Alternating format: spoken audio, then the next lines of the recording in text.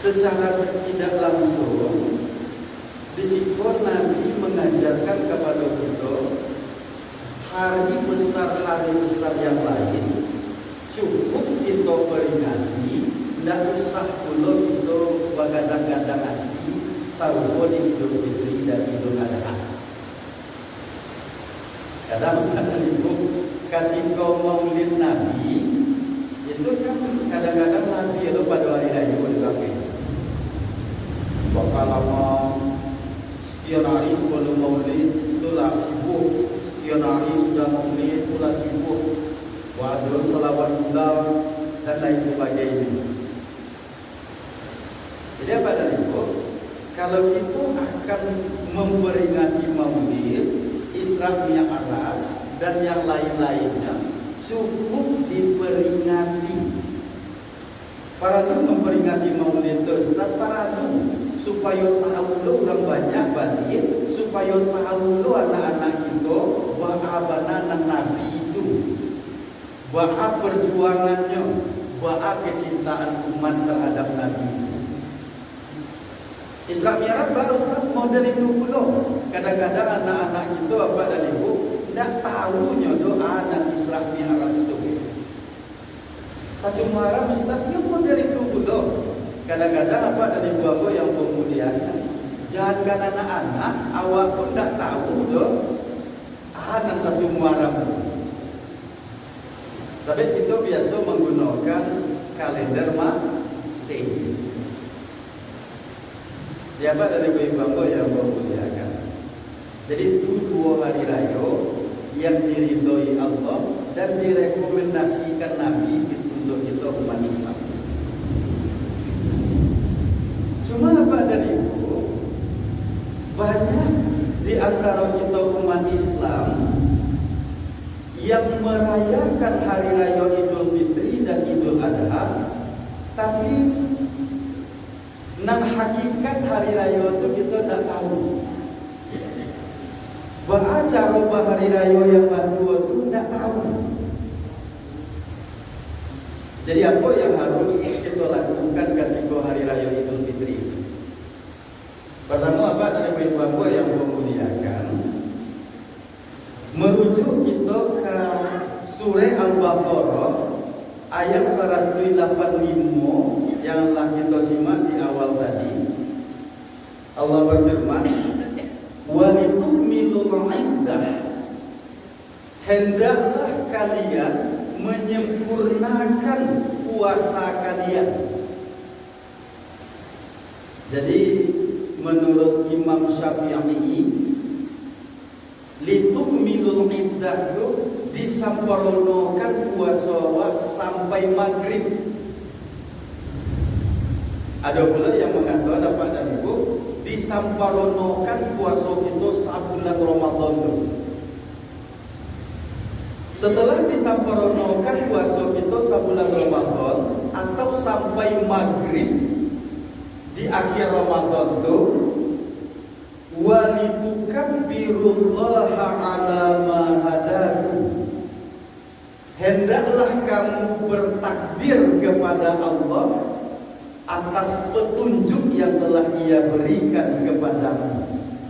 Wala'allakum tashkurun, dan mudah-mudahan kalian bersyukur. Sempurna puasa kita sampai maghrib, kan berbuka oleh itu. Setelah berbuka itu bertakbirlah. Nah, jadi disunnahkan menurut sebahagian ulama kita bertakbir setelah maghrib itu. Walaupun apa ada ibu, Nabi tidak bertakbir setelah maghrib, tetapi tidak ada larangan untuk bertakbir setelah maghrib.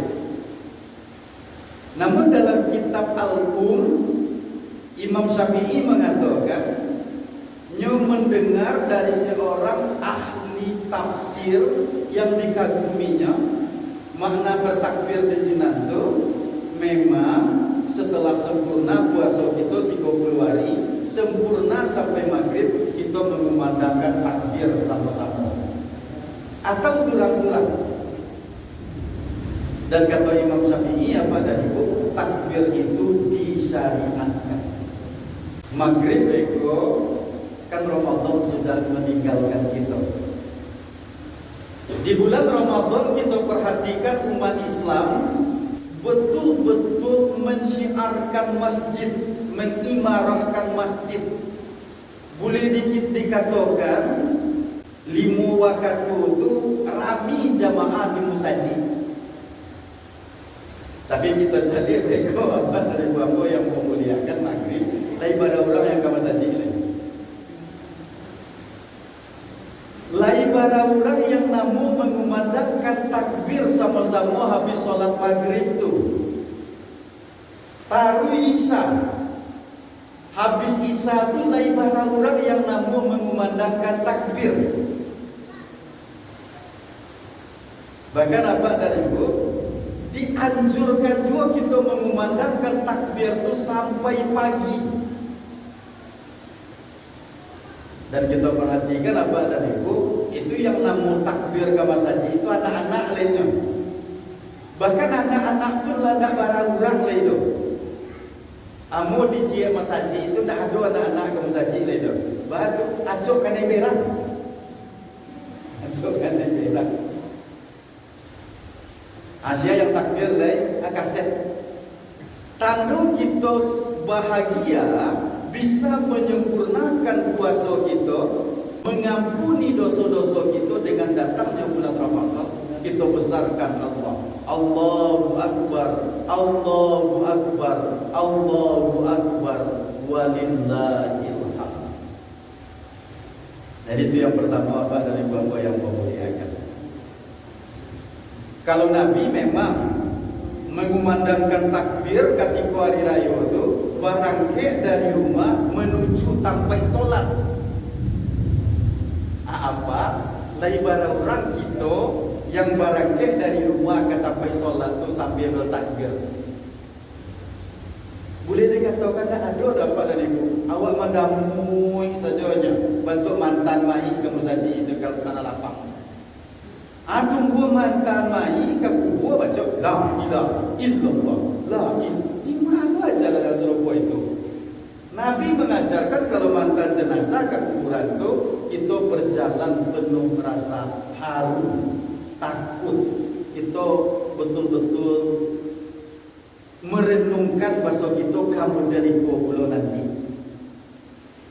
Tapi ketika baik kamu saji, ketika kata lapang sewaktu Idul Fitri, kita kumandangkan takbir. Allahu Akbar, Allahu Akbar, Allahu Akbar. Kita lanjutkan begitu. Jalan tarik. Nabi mengeraskan mengumandangkan takbir. Apa ataupun ibu itu dia teoto takbir sampai dia teoto tu. Jalan ke tanah lapang kamu saji takbir ketika jalan. Itu yang syariatnya sebenarnya pada ibu-ibu yang memuliakan. Lalu yang kedua, kita menyelesaikan zakat fitrah kita. Itu yang kedua. Nabi membayarkan zakat fitrah itu apa dari ibu? Selesai sholat subuh. Lagi kita gaji tadi malam. Memang Nabi memberikan selesai sholat subuh karena yang diagian Nabi itu kurma. Yang diagian para sahabat itu kismis atau keju. Tak perlu memasaknya lagi. Ada waktu hari nak bagian. Sehingga ada apa-apa teko daru-daru dia sedang sholat di dalam sedang mendengar khutbah itu. Apa daru-daru itu? Ya mari dia kira tu. Tadi. Jadi sebaiknya apa dan ibu? Dek karena perlu diolah zakat kita tu perlu makanan pendamping sambahnya, maka bayarkanlah sebelum hari raya Idul Fitri itu. Jadi sebelum raya Idul Fitri itu. Yang ketiga, berhari raya Idul Fitri itu perlu kita mandi sunat terlebih dahulu. Jadi ada 3 kegiatan yang dianjurkan bana kita mandi sunat itu. Yang pertama ke salat Jumat. ke bapaknya. Yang kedua ke sholat Idul Adha, yang ketiga ke sholat Idul Fitri. Yang mandi sunat ko abah dan ibu ndak sama jo mandi kita sehari-hari itu. Banyak kita mandi sehari-hari itu kadang-kadang untuk menyegarkan badan saja. Sehingga kapalo ada kawasan. Ya istilahnya mandi sepotong aja. Apalagi kalau di daerah-daerahnya orang mandi itu acok kamu 3 kali 4 kali sehari, tapi yo badan saja mendinginkan badan. Mandi sunat kok sama jo mandi wajib. Baca rojo Ustaz, yo adu niat kita ingin mandi sunat akan melaksanakan sholat Idul Fitri. Setelah itu apa? Dianjurkan kita berwudu dulu. Tapi kalau seandainya ada kotoran di badan awak, bersihin dulu kotoran itu. Setelah itu berwudu dengan sempurna. Setelah berwudu itu bahaya Ustaz, siram badan awak mulai dari rambut sampai kaki sambil memijit-mijit akar rambut. Dipijit-pijit akar rambut awak supaya masuk aja ke dalam. Nabi dan mengajarkan kepada Siti Aisyah sambil memijit-mijit rambut tadi itu, dia harum-haruman. Kalau tiba di awak ini apa dan ibu, dia sampo. Sudah tu badan awak, dia lado sabun gini, dia sahabun saya harumnya.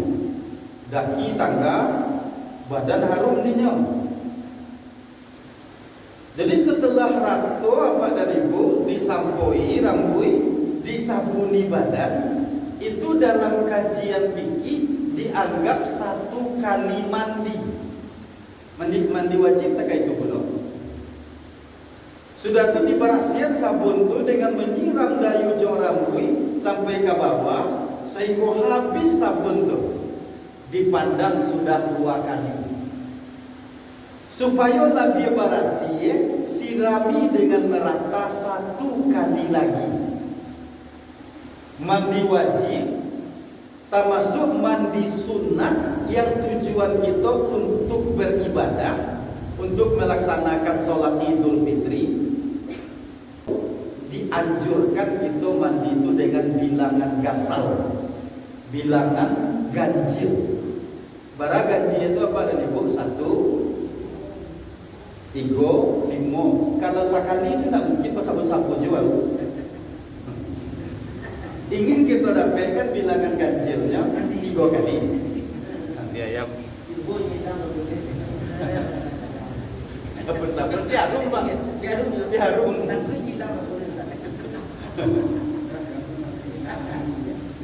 Siapa dari ibu-ibu yang memuliakan? Ada orang yang bingung, kami mandi di batang air Ustaz. Kami mandi di danau. Wah, cara metong 3 kalinya tu. Kami besok tanya tugie saja. Ya tajun tugie pertama, setelah tajun tugie itu kita bersampo bersabun. Tajun tugie sekali itu 2 kali itu. Tajun tugie yang ketiga, itu 3 kali itu. Ini apa? Ini ibu-ibu yang memuliakan. Tak perlu yang panjang ada. Memandikan jenazah model itu belum. Disiram dengan rata. Setelah itu apa dan ibu? Disabuni. Kok perlu disampo? Itulah sekali itu. Disiram balik 2 kali. Disiram balik 3 kali. Jadi apa dari ibu-ibu yang memuliakan? Ingin kita mendapatkan sunnah atau sunnah Idul Fitri itu, maka mandilah kita dengan cara mandi yang diajarkan oleh Nabi dan para sahabat. Aduh, yang ketiga. Yang kami apa dan ibu, berangkatlah ke tempat sholat Id, tapi sebelumnya disunahkan kita sarapan dulu. Jadi barangkali apa dan ibu, dengan mengumandangkan takbir. Tapi sebelum barangke itu dianjurkan kita sarapan dulu. Sebab kata Anas bin Malik, Rasulullah Shallallahu Alaihi Wasallam itu kalau kapai melaksanakan sholat Idul Fitri, beliau makan kurma dulu dengan bilangan ganjil. Bukan 5 biji, 5 biji, 7 biji. Tapi kalau kamu melaksanakan sholat Idul Adha, Nabi itu tidak sarapan dulu dah, melainkan beliau makan beko setelah sholat dengan daging kurban yang telah ia kurbankan. Nah, itu perbedaannya Pak dan Ibu. Kalau kamu melaksanakan sholat Idul Adha, tidak sarapan dulu dong, tapi jangan pula puasa. Kawan kan mengartikan puasa. Yang puasa itu apa dan Ibu? Sajak dari terbit fajar sampai terbenam matahari. Itu yang puasa. Kalau kita niatkan kita puasa di hari raya Idul Fitri itu, maka kita berpuasa di hari yang haram kita berpuasa ketika itu. Sampai 2 hari raya itu haram berpuasa. Hikmahnya Nabi sarapan dulu. Nabi mencontohkan kepada para sahabat, kepada kita umat Islam, pasal kita di hari raya kita boleh puasa doh. Idul Adha bahasa Nabi pun tak berpuasa doh, tapi Nabi tak sarapan doh, melainkan sampai beliau selesai melaksanakan Idul Adha. Ustaz, kata Bapak dan Ibu, Pak, kalau seandainya kami sekimah Ustaz, kalau bulan puasa jadilah kami sahur. Kalau hari raya Ustaz kami kan tak sahur dong, muah kami ajak kamu. InsyaAllah Pak dan Ibu tak kamu dah. Tapi kalau khawatirnya kita sarapan lah kita di hari raya Idul Adha dulu lagi. Tapi disunahkan tidak sarapan. Setelah itu Bapak dan Ibu-ibu yang memuliakan, kita wajib melaksanakan sholat Idul Fitri itu dengan memakai pakaian bagus dan harum-haruman minyak wangi. Jadi apa dan Ibu, anda bahan ibu pakai lipstik, pakai badak agak tercelak seketek, dan apa-apa model itu pula. Di Bali baju rayu yang sabar rancak dia. Sampai Nabi apa dan Ibu yang memuliakan, memang ada baju khususnya pula, burdah nama baju itu yang berwarna merah digunakan oleh Nabi untuk sholat Idul Fitri. Itu bedanya sholat hari raya dengan sholat sunat istisqa. Amba baca dia pada Ibu, ada orang pai sholat istisqa itu dah tanggung rancak di lebat bidadari turun dari taksi. Pakai lipstik, pakai merah-merah di pipi itu, betul sudah kayak tampaknya. Pakai baju ni tak tanggung rancaknya. Padahal ketika sholat sunat istisqa itu dianjurkan kita memakai pakaian yang buruk, yang lusuh. Anda bersolek begitu kalau pakaian. Tapi yang Idul Fitri ke Idul Adha menampakkan kita tu bahagia Pak dan Ibu, dianjurkan kita memakai pakaian bagus dan memakai wangi-wangian. Setelah itu Pak dan Ibu, sampai di lapangan kita melaksanakan sholat Idul Fitri sepaket dengan khutbahnya. Kan ada orang yang pai mendengar, yang pai sholat sajanya. Lah selesai sholat, nyolah sibuk lagi. Ada sebahagian apa-apa dibukanya setajah merokok lagi. Baru merokoknya, dia sholat di lapangan kan aman Ustaz. Tidak dianggapnya khutbah ibadah. Nah ibu-ibu sebahagian dibukanya mukenanya, dicandi aja baju rancaknya, dicandi aja kandungnya nasa kadang rantai kapal. Jadi dari ibu-ibu yang memuliakan, khutbah itu adalah bahagian dari ibadah Idul Fitri. Dek karena itu sempurnakanlah sholat kita dengan khutbah. Selesai khutbah baru kita kok kapa salam-salaman, kok kapulang-pulang kita sudah ada. Hendak sholat saja ada sapaket rupanya. Sholat dengan khutbah. Jadi tidak ada dari bangku yang memuliakan. Sebelum sholat tu pengurus mengingatkan jamaahnya, kita sampaikan sholat kita dengan khutbah. Beko ke hujan hari misalnya, ajan khatib setinggal di lapangan lah ya, sama-sama berhujan awak ya. Sampai ada di sebagian sampai apa dari bu. Pas sholat Idul Fitri itu hari hujan, yang jamaah lari sadonya tiga khatib surang lain. Khatib kan dah pandai marem khutbahnya dong. Ini karena khutbah bapak. Kalau bapak tu tak pandai mati aja dia. Jadi kalau tidak sampai di ujungnya dia nak berhenti aja dah. Ini apa dari bapak yang memuliakan? Karena itu adalah bagian dari sholat Idul Fitri. Ya sama-sama tanayo lah kita diucap ketika itu. Dan yang terakhir apa dari bapak yang memuliakan, kita pulang di jalan yang berbeda dengan jalan kita pergi sholat tadi. Dan kalau batamurang ketika itu kita baca apa dari bu, taqabbalallahu minna wa minkum. Kata Jabir bin Abdullah, itulah ucapan yang dibaca oleh sahabat-sahabat ketika masuk di jalan sewaktu akan dan selesai melaksanakan sholat Idul Fitri.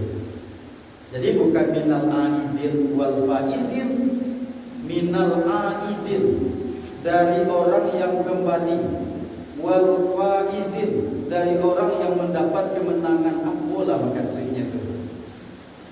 Walaupun ada yang menafsirkan semoga kita bahagian orang yang kembali suci dan bahagian orang yang mendapat kemenangan.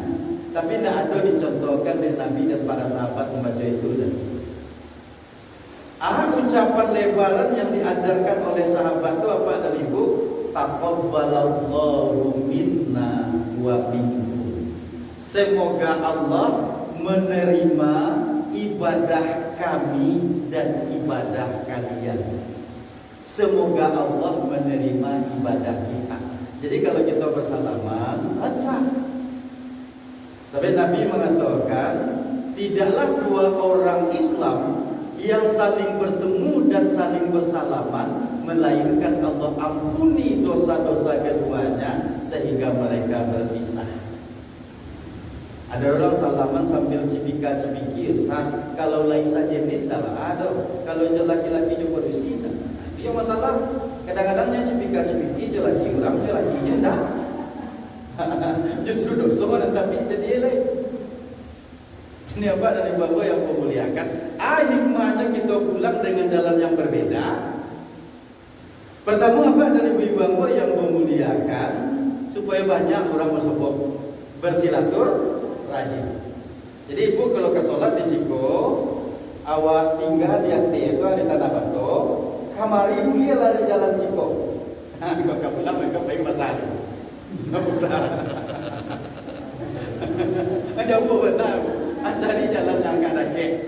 Tapi disunahkan ketika pai jalan sabalah subuh, ketika pulang jalan sabalah kida dari jalan sabalah subuh tadi. Jadi tetap subuh jadinya tarwih. Jadi kalau kita kapai dari sini tu, ada jalan manci, kembali dulu. Pas pulang mereka ada jalan manci di sini kita pulang.